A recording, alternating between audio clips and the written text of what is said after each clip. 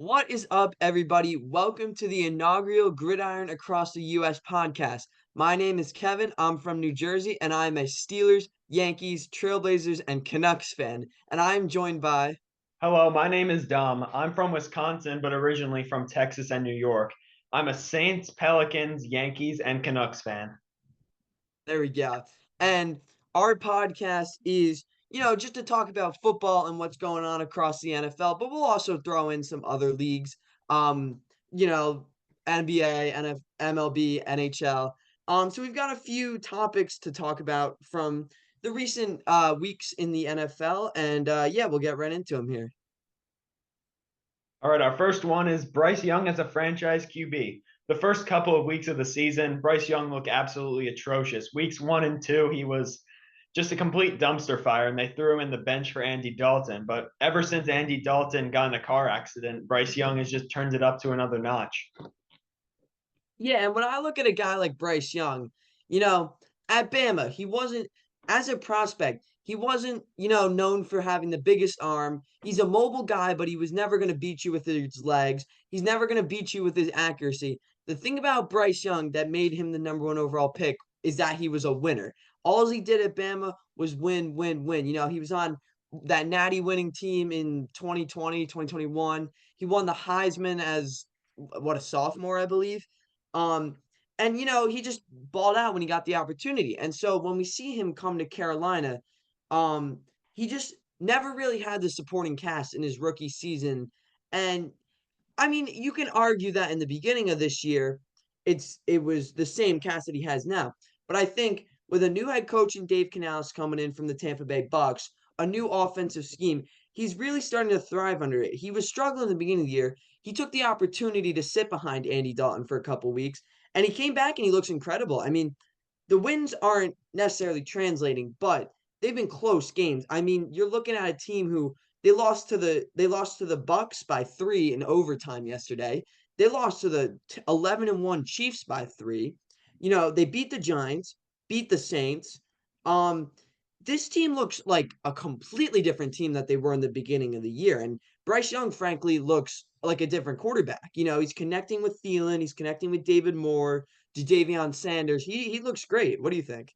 I think that he's really kicked it up a notch. Since I'm a Saints fan, I watch most of those games. Week 1, I believe it was, I was going crazy. Bryce Young was throwing ton of picks. We won that game like 44 to something. I forgot the score. And then after he got benched, he just got to ride the bench for a little bit, learn from a seasoned veteran. Andy Dalton's like 36 years old, been around the league for a long time. He probably taught him some stuff in that span and gave Bryce a chance to develop and just get some of the long-term pressure off of him. And then when he came back, Adam Thielen came back from IR. And before that, his wide receiver core was very limited. Jatavion Sanders, I believe, was also on IR earlier this season. And then Chuba Hubbard kicked it into a high gear. So they surrounded him with weapons, and the result is a productive offense. Because with Bryce Young at the helm, your offense is going to be productive if you just surround him with the right weapons. Yeah, and I agree with that. I mean, like I said, he's a completely different quarterback now that he's gained his confidence. He's learned a thing or two, and even though I mean, two of them were wins against the Saints and the Giants, and the Chiefs and Bucks are two very good, playoff contender teams as we saw last year, and to only lose by them by 3, I think it's better in the long term because you're proving that you can hang with these teams now, but you're also staying in the position for like a premium draft pick to get that real difference maker to, maybe help you make a run next year. I mean, I'm not saying they're going to the Super Bowl next year, but I could see them contending for the NFC South, which is traditionally a weaker division, kind of up for grabs for anyone. And if they play like this, I think they have a real shot to. I mean, they're competing with the best teams in the league we're seeing. So I really think Bryce Young has stepped into a higher elevated, quality of play here. And I think I'm really excited to see how he progresses as a QB, as someone who watched him, at Alabama as a college kid. I think he looks much more like he did at Alabama. So I'm very excited for him. Yeah, as a Saints fan, I only want to see success for him because our future, it's bleak. There's nothing, not a glimmer of hope in the future.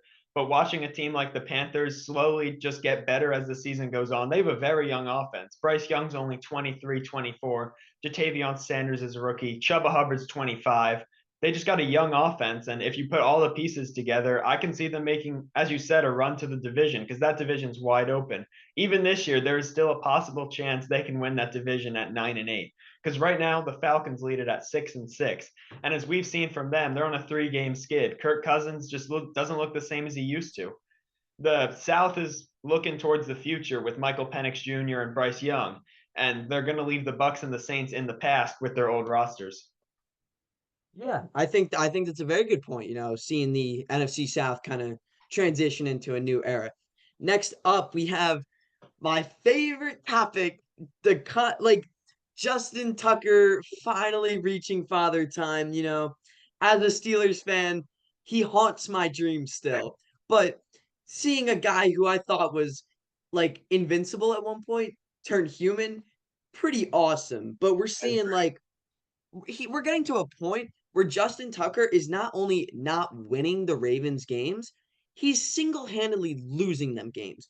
Against the Eagles yesterday, I believe he missed 2 field goals and an extra point. The final score ended up being 21-12, but if he had made those kicks, it would Tie have been it would have been 19-12, and then it would have been a much closer game, and they would have had to force the ball down the field. So if Tucker makes those, I mean, they were like 50-yard kicks, but they weren't something out of the ordinary. An NFL kicker should be able to make them. If he makes those kicks, and same in Steelers game, when they played the Steelers, he missed 2 kicks. That game ended up being a 2-point game. If he makes those kicks, the Ravens the Ravens are currently sitting at 8-5, second place in division, 2 games behind the Steelers, and the Steelers have the tiebreaker. If Tucker makes those kicks, we're seeing a 9-3 Ravens team who are single-handedly in possession of first place in the AFC North. And Baltimore, very strong team on offense, very strong team on defense. They just find ways to beat themselves with penalties and missed special teams. So it's definitely very interesting as Tucker is considered the GOAT of kickers to some. It's interesting to see him costing his team a very crucial games later on in the season here. Yeah, Tucker's 35 right now. And if you look at their losses, they lost to the Chiefs, they lost to the Raiders. They went on a big winning stretch, but then they ultimately lost to the Browns in a trap game, just like the Steelers did. The Browns can just get you in those trap games. Then they lost to the Steelers and most recently lost to the Eagles. If you combine all the points they lost by, it's 22. Of Justin Tucker's missed kicks, he's missed 22 points worth of kicks. So if Tucker makes those kicks, there's a good chance the Ravens have a much better record than they do. They could be, as you said, sole possession of the North. They could even be the number 1 seed. But you have a 35-year-old kicker on a long-term deal. He's got 1 year left, but if you cut him this year, then there's going to be a big cap penalty. So do you bench him? Do you bench a franchise legend to replace him with like Rodrigo Blankenship, Spencer Schrader, Parker Romo, one of those kickers who just fill in for the injured guys? Because those guys have looked great. While Tucker, he leads the league in missed field goals. His field goal percentage is as worse as it's ever been in his career. He's kicking like under 75%. I think it's 70.3. And his best season, he kicked like 97%. Like this is a massive fall off. And the Ravens are kind of screwed at the kicker position because he's owed a lot of money and he's a franchise legend. You're just gonna throw him in the trash like that? Yeah. Just wanted to clear something up. You said he was on 1 year contract. He's actually under contract until 2027. Oh, And we're looking at a contract where there's 3 more seasons after this year, and he's at I think about 6 mil per year, which is making him the highest paid kicker in the league. You're now paying a guy a premium for his position to single-handedly hurt you games. But there's not much flexibility for the Ravens here because you can't kind of kick a franchise legend to the curb. If they were to cut him, it would be about 10 million in dead cap. So you don't really have a way out. You could maybe sign one of these guys and carry 2 kickers, but then the thing about kicking is such a mental thing that if Tucker gets replaced, I don't see how there's any coming back. He's got the leg. He has the NFL record for longest field goal, but I just don't see how he would come back from that. He's an older guy. It's an interesting situation, and we're seeing like my guy Chris Boswell. Like it was for the past, I don't know, however many years, a 10 lot years. of years. Justin Tucker he's been the number 1 kicker, like undisputedly. But now, like I think there's a pretty easy argument for Chris Boswell being the best kicker in the league. I mean, we're looking. He is 31 for 34 this year. His only misses were a blocked kick against Cincy, a 64-yarder against the Chargers at Acrisure, which is historically a hard stadium to kick at, and one against the Browns from about, I think, 48 in the heavy snow. I mean, those aren't easy kicks at all. And so Boswell's making every other kick. I think he's winning the Steelers games He is. while Tucker's losing the Ravens games. And that's ultimately going to be the difference in the AFC North this year. So I think it's a very interesting situation. A big liability for the Ravens. What once could win you games from 65 yards, like his game-winning kick a couple years ago against the Lions. Like he was single-handedly winning them games there, but now he's single-handedly losing them. That's what happens when you turn the clock because now he's 35. Like, what's the future for him? And with his contract situation, it's not looking very good for the Ravens special teams. Yeah. And for our next topic, we're going to talk about the race to the number 1 seed in the AFC because it is tightening up more than people expect. This is my favorite. All right. So we're looking at a situation in the AFC. You've got the 11-1 Chiefs in first place, the 10-2 Buffalo Bills in second place, and then we're looking at the 9-3 Pittsburgh Steelers. Not many people thought they'd be in this position. Many people were saying, "Oh, this is the year Tomlin goes under 500. Steelers finish last place in the AFC North." Not the case. We're seeing, I mean, right now it's a race between Kansas City, Buffalo, Pittsburgh. I don't think it's possible for anyone else because Oh, the next closest team would be the Chargers, who already have 4 losses, which means Kansas City would have to lose, their next however many games just for the Chargers to have a chance. So I wouldn't count them in. But I would look at, as a Steelers fan, I would look at Kansas City and Buffalo as the number 1 and 2 because Kansas City's 11-1, but Buffalo is their only loss. So Buffalo has the tiebreaker over them. We're looking at Kansas City's games. it's way This too is not low. the same. This is not the same Chiefs from years past. We'll talk more about that later, but they look very beatable, and Buffalo looks they look like a Unstoppable. juggernaut right now. Absolutely Like, destroyed the 49ers last night, 35-10. yeah, and although the 49ers are beat up a little bit, Buffalo It's put still on a the clinic, 49ers. and they frankly have been for the past couple weeks. So I think Buffalo is your number 1 contender coming out of the AFC. Pittsburgh would have had a much better chance if they didn't lose to Cleveland. But I think that Browns loss kind of hurts them, especially with that super tough schedule coming up. You've got the Ravens again, the Eagles, the Chiefs, and then you've got the Browns and the Bengals. So I don't really see a scenario where the Steelers do come away at the 1 seed. They play the Chiefs on Christmas, so in an ideal world, that is the deciding factor. But I don't really see a clear path for them. And my prediction personally is Buffalo, but I could see Kansas City because they just find ways to win. They always do, but Buffalo's schedule is a lot easier than the Chiefs. They have the Rams next week. It's at LA, but Buffalo's going to win that game. There's no doubts about that. Don't quote me on that though. And then they go to the Lions, but the Lions are a very tough team, but their defense has been a little iffy, a little on and off. They almost lost to the Bears this week. So I see Buffalo winning that too. Then they have the Patriots, Jets, and Patriots again. 3 easy divisional road game, not all road games at the end, but those are very winnable games. They should obviously be wins against a really young Patriots team and whatever the Jets is. All right, and we can take a look at the NFC too here as we're wrapping up week 13 currently as we're recording this. The Browns and the Broncos are playing right now. The score is currently hold on, let's see. It is 21-17 Denver. But we look to the NFC here. I think you have your 2 clear contenders, Detroit and Philadelphia.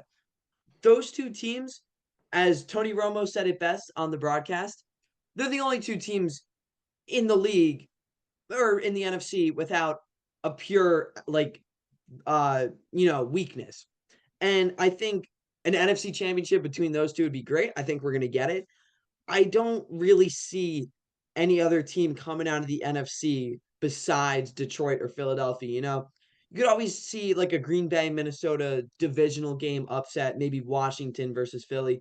But you've got 2 teams where they can beat you on the ground with Montgomery, Gibbs, and then Saquon. They can beat you in the air with St. Brown versus AJ Brown, Devontae Smith. The line's got all their tight ends. And they both, frankly, have pretty good defenses, too. I don't see a world where any of these other teams like Washington, Green Bay, Minnesota, unless it's a divisional game, or like Seattle, Atlanta. I don't see a world where they compete with them. I think Mm. it's going to come down to one of those two. I do think Detroit's going to get the 1 seed, and we're going to see Philly come into Detroit. I think that's going to be an incredible NFC Championship game. I will be watching that. Everyone. Um, and I'm excited this year for the NFL because there's no clear powerhouse in each conference. I mean, you've got your front runners, but as I'm saying, it takes one game and they're out.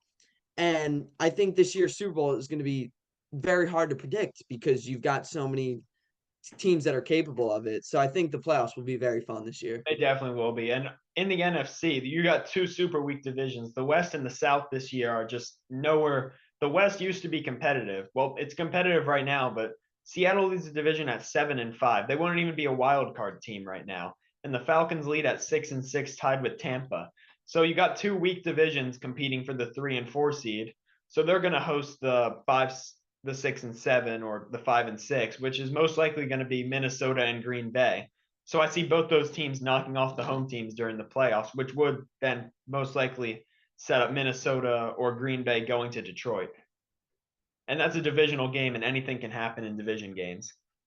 Yeah, as we've seen with the Browns upsetting the Steelers and the Ravens, anything can happen in a divisional game, quite frankly. But I mean, I look at the NFC, you've got teams like San Francisco and Dallas who we came into the season, expecting them to be at the Hey, top, watch and out for the they're Saints down there. they're sitting at 11 and 12 respectively at a record of 5 and 7.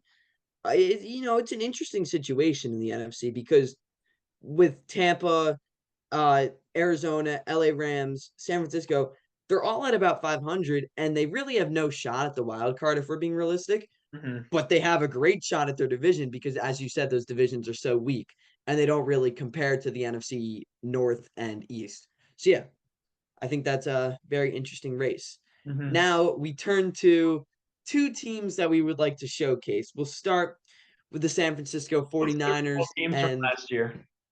yeah, the two Super Bowl teams from last year, the Chiefs and the 49ers. We'll start with the downfall of the 49ers. What do you think has been the problem for them? I think it's definitely been injuries. Shanahan just runs his guys into the ground. Like CMC, he comes back from bilateral Achilles tendonitis, and then they immediately give him like 20 something carries. And I'm a CMC fantasy owner, so it's not been a very good year for me. But then they pull him out in the snow. They feed him till he tears his PCL or sprains it or whatever he did. But it's ultimately a coaching thing because you're running your star players into the ground basically. Like CMC, they should have given him less of a workload when he came back. Jordan Mason was carrying great for them, and they gave him one carry when CMC returned. It's been the injuries, and you got Brandon Ayuk out for the season. I know the defense has lost a lot of people in and out through injuries. Debo Samuel's been injured, Brock Purdy's been all their players have injured. It's like 2019 all over again, or 2020, or whatever the huge injury season was. Yeah, and I mean, you're correct with the injuries. I saw a graphic on Sunday Night Football. Let me see if I can get the full injury list pulled up here. You got just reading down the list. We've got out for San Francisco, Brandon Ayuk out for the year. Aaron Banks, starting guard, he's out with a concussion. Nick Bosa was out last week. Brock Purdy was questionable. He'd been out the past couple weeks. Dre Greenlaw's out. Javon Hargrave's out. Talanoa Hufunga's out. A lot of starters. Lenore, the corner. I don't Diamador or something. Lenore, he's out. Mason and McCaffrey, Mitchell, they're all out. Trent Williams out. It's hard to win when that much of your team's out. And Shanahan's a great coach, but he's not that great. He's not going to be able to carry a team of, practice squad players, to put it quite frank. So I think that's the easy solution to figuring out what happened to the San Francisco 49ers and why they went from a Super Bowl runner up who, some say should have won, easily could have won, to now 5 and 7. I mean, technically still in the race for division because it's awful, but they really shouldn't be. They're not that competitive, and I don't see them as a contender. So, just unfortunate. And I think part of that did stem from the Brandon Ayuk controversy in the beginning of the year. You come into the year with this huge distraction of, is Brandon Ayuk getting traded or is he re-signing? And this, I mean, it came down until the final preseason week. I remember when it happened because it was during my fantasy draft, and I had taken Debo Samuel 15 minutes before the extension happened. I was quite upset about that. Um, but yeah, that's what happened to the 49ers. Now, moving on to the Kansas City Chiefs. Devil magic. They're de- they're devil magic, dude. When you look at this Chiefs team, It's not the they're same. sitting they're sitting at 11-1, which is their best record out of, I think, to this point, out of all of their three-peat years. But they look the worst. I think this is the Chiefs team that I'm the least scared of. I want to see the Chiefs in the playoffs, quite frankly, because just going down the list They last already week, clinched, so you're gonna get it. yeah, beat the Raiders by 2. The Raiders, who are, by the way, tied with the Giants for the number 1 overall pick right now, beat the Panthers by 3, who are in the 3rd overall pick. Lost to the Bills, beat the Broncos on a blocked kick. Should have lost that game. Mhm. Beat the Buccaneers in overtime after Antoine Winfield dropped an interception. Beat the Raiders by 7. That's a respectable win. Beat the 49ers, who I were mean, it's banged the up. Raiders by 1 score. I don't know if that's a respectable win. If you're a I mean, contender, you just go down these games. There's so many things that if they went the other way, the Chiefs could be sitting at 5-6 right now.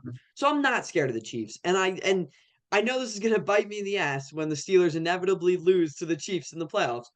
But I want the Chiefs. Bring on Kansas City this bring year. them on. And Mahomes doesn't even look like himself. He looks like instead of being the Mahomes of previous years where he'd go out there kind of like a gunslinger, not afraid to make a mistake, he would just go out there and play football. He looks almost as if he's trying not to turn the ball over and he's trying to play this conservative game. Oh, let's hold the ball longer than they are because I mean, we can agree that this is the best Chiefs defense that they've had in all of these years. And so they went from let Mahomes win us the game to let the defense win us the game, and Mahomes can help us. And I don't think that's smart. I think, it doesn't, it obviously hurts them that they don't have a guy like Tyreek Hill anymore. But I would just let Mahomes, one of the most talented QBs in NFL history, just let him go play football. I mean, maybe they're saving it for the playoffs like they always do. Yeah, they I don't, probably. I I'm would. not. So the feed just cut out, but we're finishing up talking about how we don't really feel as if the Chiefs are the same level of contender as they were to years past. And now onto our final football topic. It's You go gonna ahead and be take this. it's gonna be the career resurgence of Jameis Winston, probably my favorite quarterback of all time. As a Saints fan, I became a Saints fan right after. I wasn't really an NFL fan in my early years. I became a Saints fan right after Drew Brees left, which was probably the biggest mistake of my life. But I rallied behind Jameis Winston because that's my It's dog right there. not What I dicks. what I did. Not Okay, bro. Okay, so I bought a Jameis Winston jersey when I was in Nolans to go see a Saints game, and that was the year after he had tore his ACL. But that year he was incredible. Like he was, I was telling my friends that he should be the MVP, which there's no shot of him winning. But then Devin White had to come along and ruin everything by tearing his ACL, and then he was just never the same in New Orleans. And then we gave Mr. Derek Carr $160 million to lead our team to a 9-8 record every season and not make the playoffs and get like the 15th draft pick. And then they shipped him off to Cleveland. But since Deshaun Watson's just terrible at football, and we all know how he is off the field, Jameis stepped in and he's looked amazing. As we're playing right now, what was the score you said? It is 28-25 Denver, but it's a close game, and He, he just hit Jerry Judy for a 70-yard touchdown. he's not scared to push the ball downfield. That's what makes him such a good quarterback. No matter how you view him, he's entertaining to watch. Like the whole media is rallying around him. And those post game and pre game interviews, the horse is ready for battle, but the Lord will guide us in victory. You got anything else, Kevin? I just want to thank the Lord for giving me the opportunity to come play in the snow here in Cleveland, Ohio. But you know, I love Jameis Winston. Seeing him on the Browns kind of pains me because they're such a poverty, but he's such a good guy. This couldn't have happened to a more deserving person, honestly. Same with the Sean Watson injury. Couldn't have happened to a more deserving person. honestly. Um, the Lord works in mysterious ways, blessed us with this beautiful opportunity to watch Jameis Winston play football. And I think, until Cleveland finds their franchise guy in the draft, I think they should be. If I was Cleveland, I'm done with Watson. He Done. can stay on the roster for cap purposes, but I'm done with him. Jameis Winston is your bridge guy. He might not win you games, but he'll sell tickets all right. Oh He yeah. just He's gonna bring in the flings it. bread. And then he's gonna just Um, huck the ball down the field. 3 touchdowns, 3 picks, but a loss by 3. I'll take that any day of the week. and he's clearly won the locker room over. All the guys love him. So I think, Jameis Winston could be your guy for the next 2 years, maybe, until you find that guy in the draft and you develop him. But Maybe you yeah, find a guy this year in like the later rounds, like you got Carson Beck, Jackson Dart. I don't know about Carson Beck so much, but Jackson Dart, he give him like 1 or 2 years behind Winston, and you could have a franchise guy right there. Or you could wait a couple seasons and get like Arch Manning in the first. If you get like the number 1 pick, you could get Arch Manning and then set your franchise up for success, even though the Browns will probably still find a way to lose. the Browns is the Browns. Chase Claypool. So yeah, I think that wraps it up here for football topics. Now, I want to do this thing where we come up with one question at the end of every episode to think about. And I thought this one and it was a good one. Would you rather have $5 million right now? No ifs, ands, or buts. Or would you rather have a 50% chance of making $1 billion? I think I'm gonna go with the 50. I think so too, because here's how I look at it. 5 million is obviously an absurd amount of money, but it's not like generational amount of money. Like a Mm-hmm. billion dollars, you're never working another day in your Oh, life. you're just gonna Where live on the beach. you could do that with 5 million, but you'd have to live kind of more of a like if you're never gonna work a day again in your it's a ton of money. I obviously understand that. But with $1 billion, you can live however you want, as long as you Honestly, want, never have to work a day in I your life. could I And I could buy an think, NFL team. yeah, I think the 50% odds of that, and if I lose, then I just go back to living my life normally as it is. Um, but I think I would definitely go with the billion too. So that's something for you guys as listeners to think about. And so yeah, that wraps it And I up got I got for one more thing. oh, there you go. So, we gotta bring in other sports here. People just can't be fans of one NFL team. We gotta bring in the NHL powerhouse, the Vancouver Canucks. He's going to grab his Quinn Hughes jersey, but the Canucks look electric. You got Quinn Hughes he's got a ton of assists. He's got like 21 assists, 25, 23 assists last time I checked. You're the diehard. Speak on them. Um, yeah, so I think the Canucks are looking in good shape going into uh the month of December. We're looking at a team who's missing. We haven't had Demko yet. Kevin Lankinen's probably the greatest free agent signing in any sport. We got him at the start of training camp for 800K, and he's setting records as a goalie. 10-0 to start the season on the road. It's just unheard of. 12 and And 3 as a starter too. yeah. And so for a team that's Miller's on indefinite leave right now. Besser's been injured most of the year. Joshua's been out. Pedersen just got out of his slump. For all of this to be happening, Hronik's out. And for the Canucks to still be 29 points through 23 games, Third in we're the fourth in the division. Western Conference in points percentage. It's looking good. I think they have a genuine shot to win it all this year. I think they had a shot last year if they didn't lose Besser in game 7. Um, yeah, I mean that's my Canucks rant. Jake DeBrusk with a hat trick. Quinn Hughes broke the record for most assists by a defenseman in franchise history. He's gonna go down as one of the greats of all time. Oh, 100%. And he's just so So young too. He's like 26 or 25, is he? yeah, 25. I mean, I'm just blessed to be able to watch him in his prime. Um, yeah. So I mean, Canucks are looking good. Uh, and I think that's about it. That's about it. All right. So this is all for our first episode of Gridiron Across the U.S. If you watch this, please give us feedback. What you would like to hear about. We will pick some fan-inspired topics to talk about on the 100%. next episode. If you have any questions, leave them down below. We'll answer it. And you have anything else or? That's about all I got. All right, so we'll see you guys in the next episode of the Gridiron Across the U.S. podcast.